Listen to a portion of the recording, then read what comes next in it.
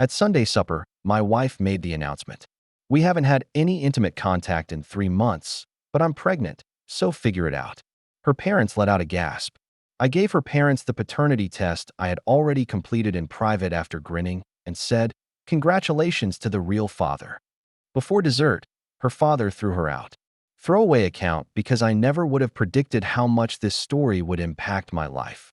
I'm still figuring out what happened. And to be honest, the only way to understand the complete madness that my marriage descended into may be to put this in writing. I promise you that it will be worth your time to read, even though it will be lengthy. Up until 2 weeks ago, I, a 32-year-old man, believed that I was blissfully married to Lisa, a 29-year-old woman. We met at a mutual friend's cookout, where she was the girl everyone wanted to talk to but was too shy to approach. We have been married for 4 years and together for 6. You are aware of the kind.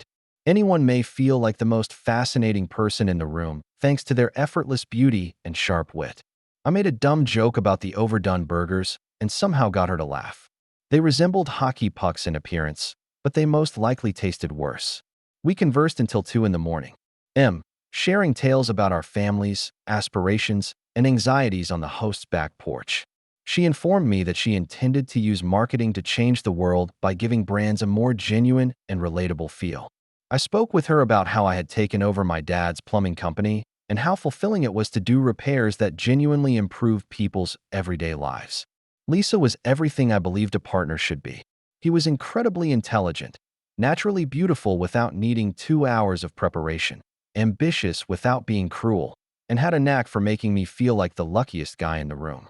She was employed downtown at this mid-sized tech business as a marketing coordinator, always discussing office politics, client meetings, and campaigns with sincere zeal. My dad founded a tiny but profitable plumbing company 30 years ago, which I currently manage. Took it over 3 years ago when he retired. It's not glamorous work, but I get to be my own boss, and it pays well. Our partnership got off to a great start. Our values were comparable. They were both from working-class backgrounds. Recognized the importance of honesty and hard effort. One day, we hoped to have children. Discussed purchasing a larger suburban home with a yard and a dog. The full bundle of the American dream. I was adored from the beginning by her parents, Bob and Margaret. After rising from apprentice to crew leader, Bob is now a retired electrician. Therefore, we shared a trades background. Since I lost my mother while I was a college student, Margaret's constant claim that I was the son she never had meant the world to me. Every other Sunday, they would invite us to join them for supper. Wonderful, lovely custom that restored my sense of belonging to a true family. Lisa would assist her mother in the kitchen while chatting about her sister's most recent relationship crisis or giggling over a story from work. Bob would question me about my firm and share his years of experience working with contractors and customers as we watched whatever game was on and spoke shop. I would assist him with household tasks like replacing electrical outlets or repairing dripping faucets. It was flawless. I can now clearly remember the exact moment when things began to go awry. Derek, a new creative director, was hired by Lisa's company approximately 8 months ago. All discussions suddenly revolved around Derek's creative concepts, his outstanding portfolio from his time in New York, and his plan to revamp their largest customer. I was first supportive. Her work had always been her passion, and it would be beneficial for both of them if this Derek person was motivating her to achieve greater things. Over dinner, her eyes would brighten up as she said, "You should hear his ideas for the Morrison account. Their brand identity is being entirely redesigned by him. It's excellent." Since I was truly curious about her excitement, I would nod and inquire. However, in hindsight, her discussion of Derek differed from that of her colleagues in some way. There was a dreamy expression in her eyes and a breeziness to her voice, as if she were discussing a celebrity crush rather than a coworker. Then, however, the late nights began. Brainstorming meetings with the team that lasted till 9 p.m. Inexplicably, for hours were needed for weekend strategy discussions at hip coffee shops throughout the city. She would return from client meals with alcohol on her breath, and anecdotes regarding Derek's industry contacts. How he used to collaborate with Fortune 500 businesses. How he intended to turn their small business into a large enterprise. She would dismiss my requests to meet this amazing coworker who was consuming so much of her time. "Honey, you'd be bored. It's merely work-related. Furthermore, Derek is very strict about keeping his personal and professional lives apart. Meeting spouses is not something he does much of. Red flag number 1. Yet I foolishly chose to disregard it. Marriage is meant to be built on trust, isn't it? I didn't want to be the domineering spouse who questioned every late night or professional interaction. As most couples experience after a few years of marriage, ours had been a period of diminishing closeness. New love's ardor develops into something more profound but less common. However, it essentially came to a halt when Derek joined the scene. Lisa was constantly excessively exhausted, overly anxious, and preoccupied with these significant work-related undertakings. After these long work sessions, she would return home looking energized and flushed, as if she had just had 3 shots of espresso. However, the moment I attempted to establish a physical connection with her, she would shut down. Simply put, I'm psychologically worn out from the day. Check for rain. In our household, rain check became the most frequently used expression. There was absolutely no physical intimacy for 3 months. She wanted space to unwind from job stress, so we had separate beds for 3 months, and I felt more like a roommate than a husband. In an attempt to avoid returning home to the strange tension that pervaded every room, I began working longer hours myself and taking on more emergency calls. Carl, a friend of mine who has experienced 2 divorces and has the emotional scars to show it, insisted that I follow my instincts. Man, it turned out that Sarah was getting what she needed elsewhere when she started doing this with me. Consider paying attention to the signs. You know, I didn't want to be that suspicious husband.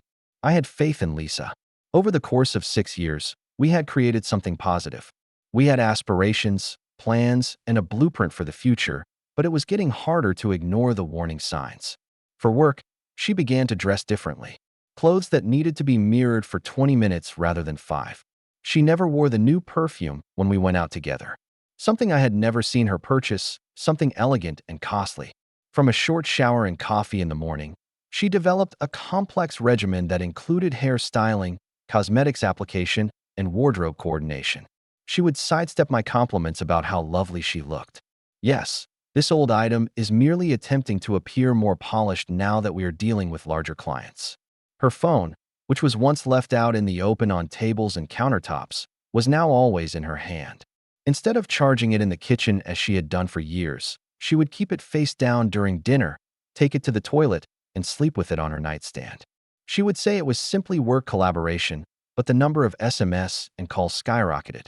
Derek enjoys keeping in touch with the group. He manages projects in a very hands-on manner. Though I didn't say it, I bet he is. On a Tuesday evening in early February, things reached a breaking point. Around 8 p.m., I had returned home from a horrible emergency call. The water heater of an elderly woman had died and filled her basement.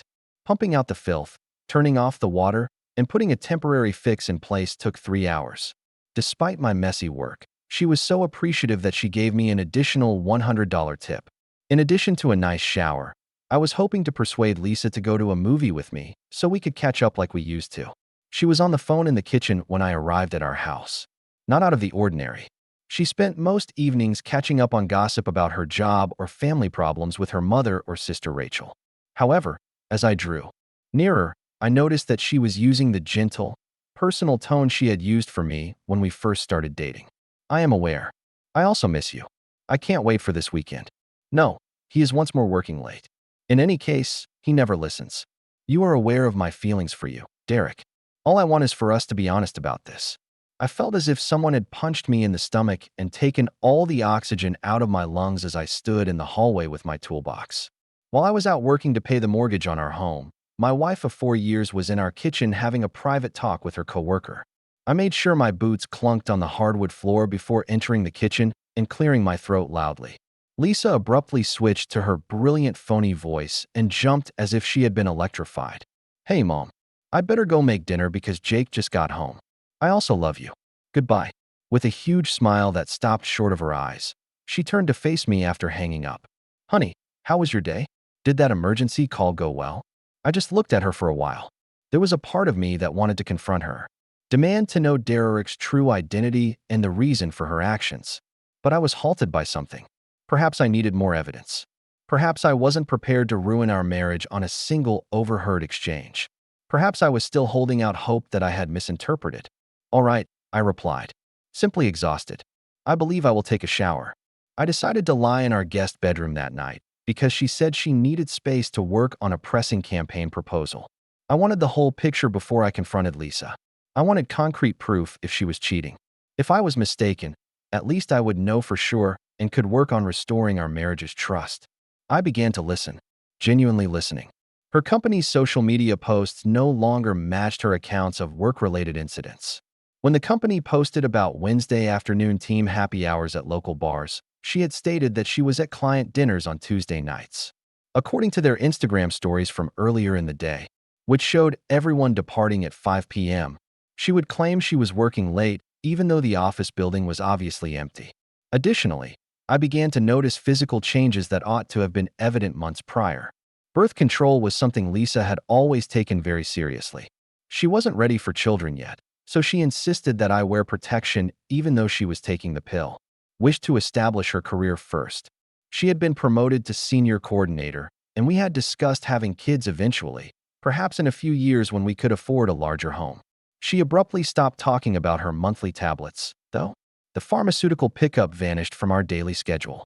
She became hostile and agitated when I asked her if she needed me to stop by CVS for her prescription. Yes, I changed to a new brand since my doctor advised it will assist with some of my side effects and be healthier for my hormones.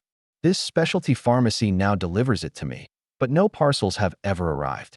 She didn't have any medication receipts in her car or purse. Our credit card statements don't reflect any automatic payments. Nothing. We still hadn't shared personal moments for months by the middle of March. However, Lisa began to behave differently in the house. In the mornings, she would spend more time in the restroom. I would occasionally hear her complaining of being ill, but she would always attribute it to stress or food. Some smells that had never disturbed her previously were the source of her complaints. Despite having been preparing coffee in the same manner for 4 years, I couldn't bear the coffee I made every morning. Abruptly started to dislike chicken, which was once her favorite protein. My head wouldn't go there, but any sane person would have connected the dots. My wife was unable to have a child from another man. We were wed. We had sworn allegiance. We discussed our future together over Sunday dinners with her folks. We were in love. Yes, we were going through a difficult time, but everyone gets through difficult times eventually, don't they? False. Totally incorrect. On a soggy Thursday afternoon in late March, the last confirmation was made. After completing my planned tasks ahead of time, I made the decision to surprise Lisa with lunch at her workplace.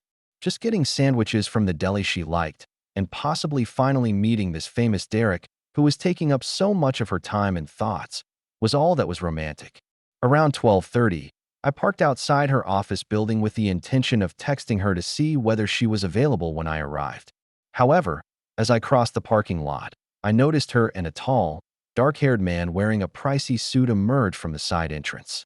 They were more than just a group of coworkers on their way to a business lunch. She was crushed against him, her head resting on his shoulder as if they were lovers out on a romantic walk, his arm encircling her waist in a possessive manner. As I waited there looking foolish with a bag of turkey sandwiches, they got into his black Mercedes, which is obviously not the kind of car one can buy on a marketing director's salary, and drove off together. For 20 minutes, I sat in my truck and stared at the building, trying to take in what I had just witnessed. I had trembling hands. I felt sick to my stomach, and I had the impression that I was witnessing the real-time collapse of my entire life. After that, I drove home and spent the remainder of the day calling in sick. After 5 years of owning my own company, I had never done this before. Around 7 p.m. that evening, Lisa arrived home as usual. I inquired about her day. Well, just the usual office fare. I worked on some initiatives with Derek and the crew while grabbing lunch at my desk. I mean, it's quite dull. How did your day go? She didn't even bat an eyelid when she lied to me. Lied about something I had seen 6.5 hours earlier while staring me in the eyes. I realized then that whatever we had shared was over. I realized then that I needed expert assistance. My lawyer recommended Janet Torres, a private investigator skilled in marital disputes and a former police detective with a reputation for thoroughness and discretion, and I engaged her. Having to pay someone to follow my own wife made me feel like a walking cliché. However, I required documents. I wanted to be ready for any future legal disputes if this marriage was ending. When we initially met at a downtown coffee shop, I informed Janet that I needed to know everything: where they meet, how long it's been going on, and their plans. I need evidence that can stand up in court. Janet was both kind and professional. She had obviously dealt with a lot of cases similar to mine. According to her, most people suspect me well before they call. Have faith in your intuition. Usually, if something feels off, it is.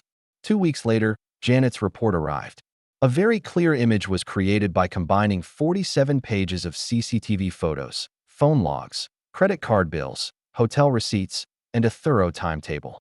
Since early December, when she began to talk about Derek all the time, she and he had been having an affair. Frequent meetings at upscale hotels throughout the city, romantic dinners at restaurants I couldn't afford, and weekend excursions that she had pretended were business conferences but were really love retreats. The emotional betrayal was nearly as terrible as the financial one. Lisa had been purchasing presents for Derek with our shared credit card, which I paid off each month. Fancy ties, pricey cologne, and a watch that costs more than I earn in a week. In addition, she had been covering the cost of meals, hotel stays, and even weekend getaways while advising me that we should make more careful financial plans for the future. However, Janet's relationships within the healthcare system had led her to discover medical records that contained the smoking gun. In the last 2 months, Lisa had made 6 trips to a women's health clinic for prenatal checkups, prenatal vitamins, dietary consultations, and pregnancy tests. She was about 12 weeks pregnant, which coincided exactly with the end of our physical relationship and the start of her romance with Derek. Sitting in my truck in an empty parking lot, I gazed at those documents for hours on end, experiencing a range of emotions from anger and grief to a strange sort of satisfaction that I wasn't insane or delusional. All along, my intuition had been correct. For months, the lady I had intended to spend the rest of my life with had been living a whole lie. The part that really grabbed me, though, is this. Janet's intelligence collection indicated that Derek was unaware of the pregnancy at this time. He hadn't heard from Lisa. She hadn't told anyone in her life, including her sister, parents, and best friends. It was clear that Lisa was preparing something because only she and her doctor knew, and I had a fairly decent sense of what it was based on what I'd seen of her behavior. I gave Janet another call and requested that she look into Lisa's most recent online activities. I specifically wanted to know if she had been looking into child support computations, divorce attorneys, or paternity tests. As it turned out, her browsing history was filled with forums about women who had successfully passed off affair kids as their husband's children, legal advice on paternity disputes, how to pretend to be reconciled with estranged spouses, and pregnancy timelines. My wife intended to claim the child as her own, work out a reconciliation long enough to prove legal paternity, then likely file for divorce, leaving me to pay child support for another man's child for the next 18 years. The arrogance was nearly astounding. Nearly. I chose to let her play her hand completely rather than face her head-on. I became more affectionate and suggested that we seek counseling to address our marital issues. I even suggested couples therapy, which she embraced wholeheartedly, as it was a wonderful fit for her reconciliation act. We ought to put more effort into our connection, in my opinion. Over dinner one evening, I told her, perhaps consult a counselor and improve our communication. Her eyes glowed as if she had won the lotto. Jake, I would adore that. Lately, I've been feeling so cut off from you. I want us to regain our strength. Although she was still not physically intimate, she began sleeping in our bedroom once more. She said she was too exhausted from long days and too unwell from work-related stress. However, she was working on a large campaign, and things would settle down shortly. I was constructing an airtight case in the meanwhile. Every romantic dinner with Derek that she pretended was a team meeting, every hotel stay, and every fib about working late were all documented by Janet, to ensure I knew my rights and alternatives. I also went to see Patricia Chun, a family lawyer, and began the initial divorce process. Above all, I had to gather samples for a paternity test that would be performed during pregnancy. I felt like a creep since this portion was so difficult, but I needed concrete evidence that would stand up in court. Derek left a coffee cup in the parking lot outside Lisa's office building, and I was able to obtain a sample of his DNA from it, as well as samples from Lisa's hairbrush. Janet assisted with arranging for a specialist laboratory that specializes in these delicate circumstances. The outcomes were precisely what I had anticipated. Lisa was carrying a 99-year-old baby, 9% derricks, and has no chance of being mine. I had everything I required. How to respond to the disclosure was the question. I could have addressed her in private, given her an opportunity to be honest, and perhaps handled the situation with some respect. May have discreetly filed for divorce and allowed the court to reveal the truth. However, something about her well-thought-out scheme and her readiness to deceive me into spending the rest of my life raising a child for another man made me want her to be held accountable in public. Furthermore, I was aware that she would fabricate a story to paint me as the antagonist if I handled this poorly. She had already demonstrated her ability to deceive me for months while plotting my financial and psychological devastation. Why wouldn't she accuse me of being a violent husband who left his pregnant wife in her hour of need? I therefore made the decision to let her make her major announcement, just the way she had envisioned it, except for a single, minor detail that would alter everything. We had our usual meal at her parents' house last Sunday. Margaret had spent the afternoon creating fresh rolls and apple pie from scratch, while Bob had prepared his renowned pot roast, which he had been honing for 20 years. Throughout the day, Lisa had been acting apprehensive and enthusiastic, examining her appearance in every mirror, fumbling with her attire, and rehearsing what appeared to be a speech in the restroom. Earlier that week, she had informed me that she had a special Sunday supper to share with her family, but she would not elaborate. Her enigmatic smile, which I now understand to be nothing more than manipulation, had said, "It's a surprise for everyone," and it was going to alter everyone's life. In addition to helping Margaret arrange the table with her fine china, I also brought Bob a lovely bottle of wine and a Cabernet he had mentioned liking. I also offered to help with the plumbing and spoke with Bob about a bathroom makeover he was considering. Only the loyal son-in-law they had known and adored for half a decade. Lisa waited until the main meal was finished. Lisa tapped her fork on her water glass as if she were giving a wedding toast as Margaret prepared to bring out dessert. "I want to share some amazing news with everyone before we enjoy pie." With a bright smile that was the epitome of a beaming, expectant mother giving happy news with her devoted family, she glanced around the table.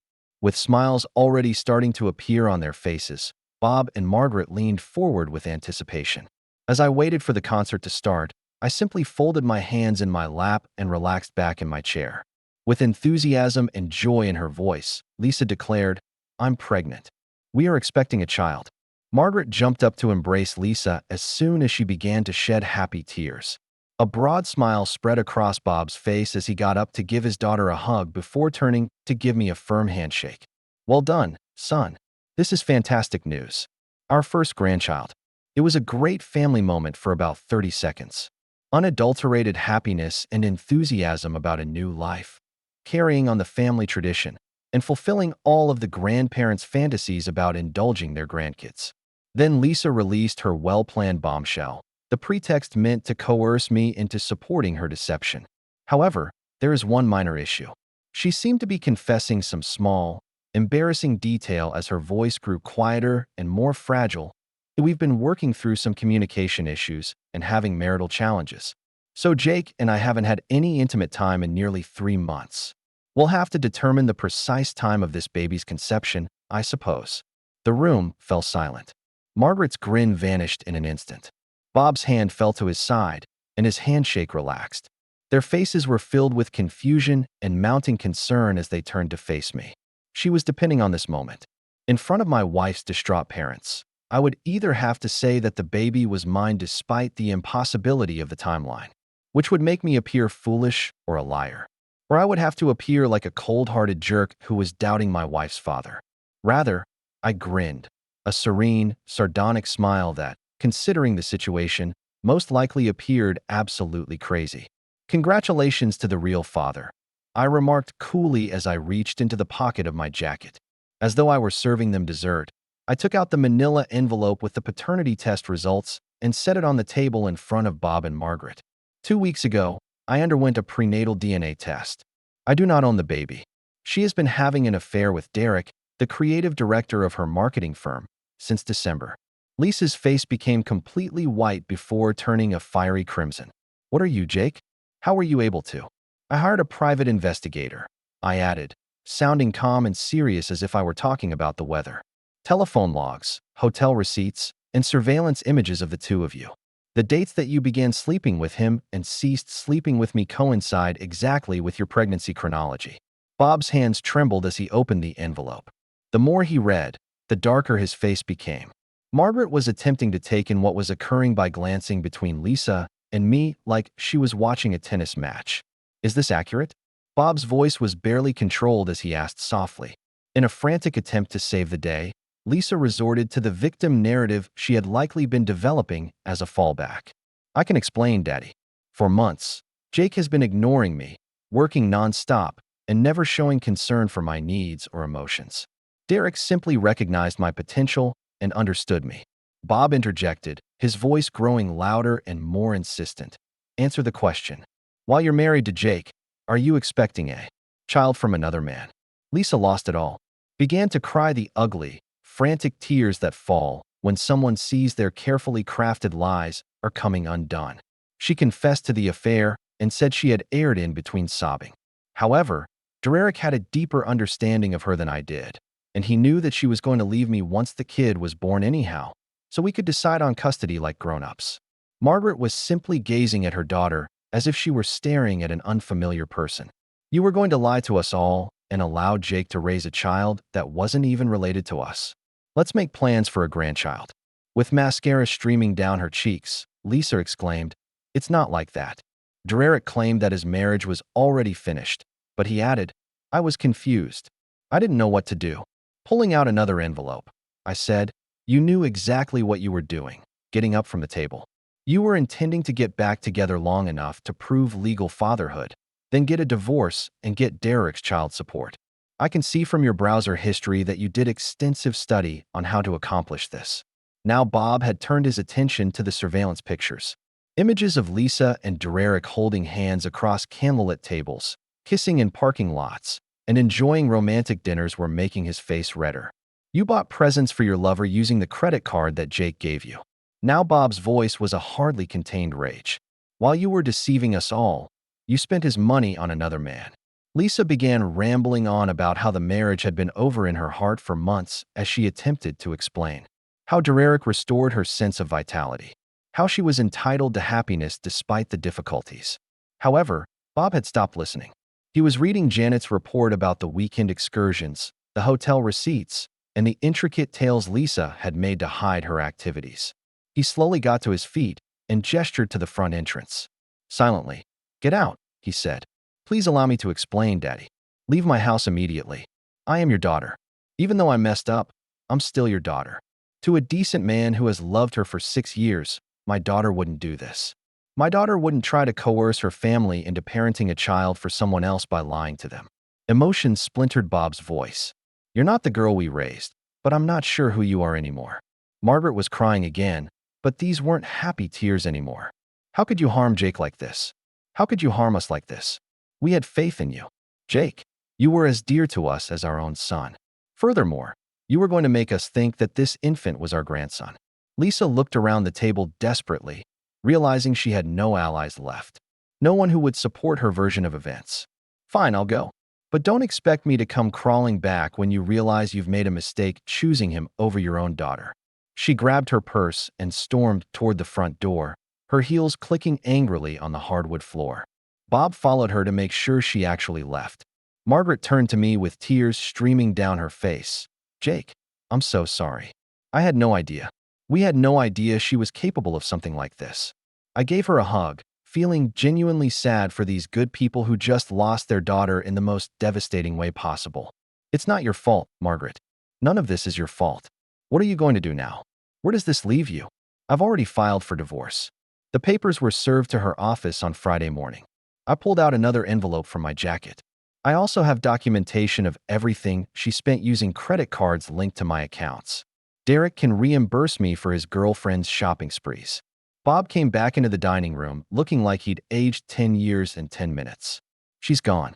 Didn't even try to argue or apologize. Just got in her car and drove away like she was leaving a restaurant, not destroying her family. He sat down heavily at the table, suddenly looking every one of his 63 years. Jake, I owe you a huge apology. We raised her better than this. I don't know what happened, but this isn't the girl we thought we knew. You don't owe me anything, Bob. You and Margaret have been nothing but good to me for 6 years. This isn't about you. Margaret brought out the apple pie anyway, but none of us had much appetite for dessert. We sat around the table for another hour, going through the investigator's report, page by page, trying to piece together how long Lisa had been living this elaborate double life. The most painful part was realizing how many lies she'd told, not just to me, but to her parents. Family events she'd skipped because she was with Derek. Stories about working late that were actually romantic getaways to expensive hotels. Times she'd claimed to be too sick to visit, but was posting photos from fancy restaurants on Derek's social media accounts. She's been using all of us, Margaret said quietly, lying to everyone who loved her, manipulating our emotions to cover up what she was really doing. I left that night with an unexpected sense of closure. I'd been dreading this conversation for weeks, playing out different scenarios in my head, worried about losing the closest thing I'd had to family since my mom died. But having Bob and Margaret's support and seeing their genuine shock and disgust at Lisa's behavior meant everything to me. They weren't just losing a daughter-in-law. They were losing their daughter, at least the version of her they thought they knew. The next morning, my phone started blowing up before 7 a.m. Lisa had apparently spent the night calling everyone in our social circle, trying to control the narrative and paint herself as the victim of a cruel husband who humiliated her in front of her family. But the damage was done. Her own parents had seen the evidence and witnessed her lies and manipulation firsthand. Her sister, Rachel, called me around 10 a.m., crying. Jake, I'm so sorry. Lisa called me at midnight sobbing, trying to tell some story about you publicly humiliating her and violating her privacy. But Mom called right after and filled me in on what really happened. I can't believe she would do this to you, to all of us.